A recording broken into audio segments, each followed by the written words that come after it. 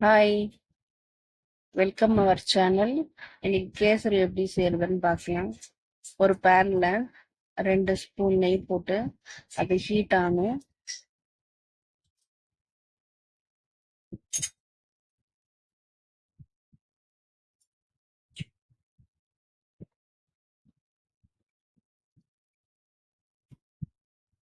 Key வந்து melt ஆனதுக்கு அப்புறம் 1 ஸ்பூன் கேஷ்யூ, 1 ஸ்பூன் பாதாம் வந்து சின்ன சின்னதா கட் பண்ணி அதையும் வந்து நல்லா ப்ரௌன் கலர்ல வர அளவுக்கு நல்லா ஃப்ரை பண்ணணும். நல்லா ப்ரௌனிஷா வந்த பிறகு செப்பரேட்டா வந்து இந்த வறுத்த பாதாமையும் முந்திரியும் வந்து எடுத்து வச்சிடணும்.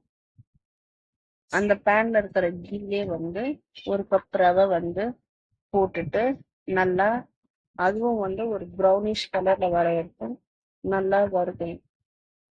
வறுத்துட்டு அதுவும் வந்து செப்பரேட்டான ஒரு பிளேட்ல எடுத்து வச்சுட்டு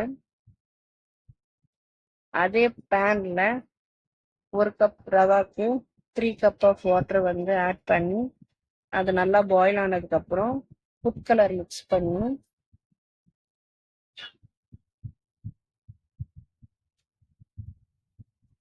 1 கப் ரவாக்கு 1 கப் சுகர் வந்து ஆட் பண்ணி மிக்ஸ் பண்ணிட்டு லிட்டில் பிட் சால்ட்டு அப்புறம் ரவை போட்டுட்டு